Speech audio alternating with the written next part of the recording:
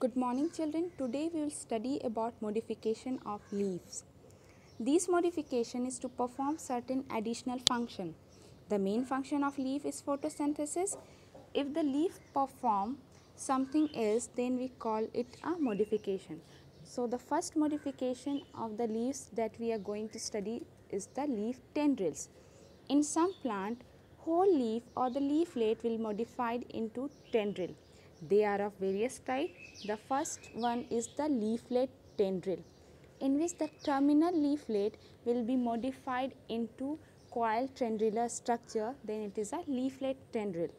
The second one is the entire leaf tendril, in which the entire leaf will be modified into a tendril, then it is a entire leaf tendril. The third one is the leaf apex tendril, in which the leaf apex or the tip of the leaf will be modified into a coiled tendrilar structure, then it is a leaf apex tendril. The next modification is the stipular tendril. Stipules, we all know, they are the structure which protects the leaf bud. When the stipules form a coiled tendrilar structure, then they are known as stipular tendril. Next is the petiolar tendril. Petiole is the stalk by which the leaf lamina is attached by the stem.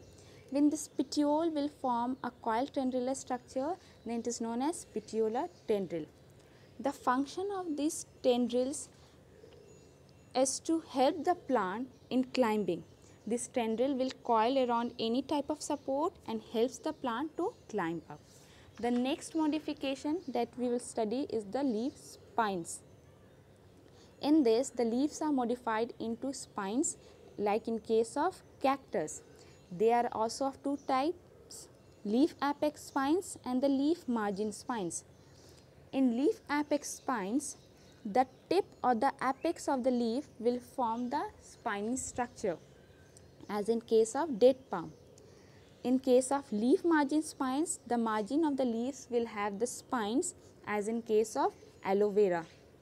The function of these spines is to protect the plant from the grazing animals as well as to minimize the rate of transpiration. The next modification is the phyllodes. When the petiole becomes expanded into a green flat-like structure, then it is known as phyllodes. The function of this phyllodes is to perform photosynthesis, as in case of Australian acacia, in which the leaf blade is very tiny, and after some time the leaf blade will fall off and this petiole will become expanded green flat-like structure to perform photosynthesis. The next modification is the hooks, in which the terminal leaflets will be modified into hooks, and these hooks help the plant in climbing. They support the plant to climb up. The next is the scale leaves. In this, the leaves are modified into dry scaly structure, and these scale leaves help the bird in protect the bud. Which type of bird? The birds arising from the axils of the leaves. These scale leaves will protect these birds. The next structure is the leaf bladder. In plant like Utricularia, leaves are modified into bladder-like structure.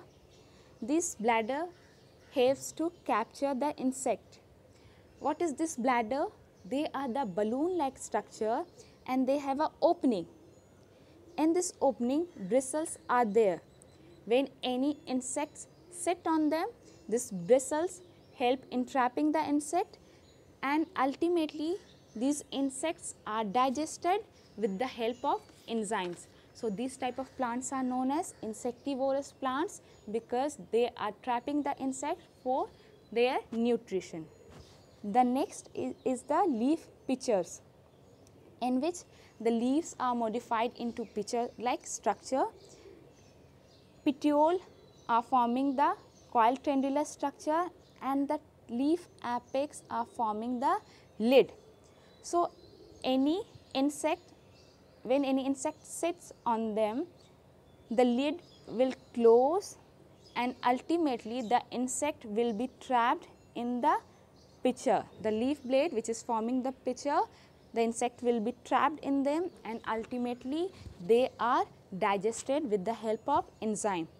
The second type of pitcher are found in non-insectivorous plants. In this, the petiole is again forming the tendrillous structure. Leaf blade will form the pitcher, but they will not have any lid. They will have a wide opening and this pitcher help in the collection of the water. Later, plant will utilize this water for various functions. So, they are the non-insectivorous plants because they are not trapping the insect but helps in collecting the water. The next modification is the flytrap leaf. In case of Venus flytrap, leaf blade is divided into two parts and they have a hinge along the midrib and also they have hair cells on both sides of the blade. When any insects sit on any side of the blade, this blade will closed along the midrib and the insect get trapped and ultimately digested with the help of enzymes. The next modification is the fleshy leaves, in which the leaves become thick and they retain the function of photosynthesis, but also they help in storage, as in case of bryophyllum. Also help in vegetative propagation. We know that in a bryophyllum leaf that the margin of the leaves have notches and from this in these notches birds are growing. When these birds will detach from the leaf or will drop off and placed in the soil, then they develop into a new plant.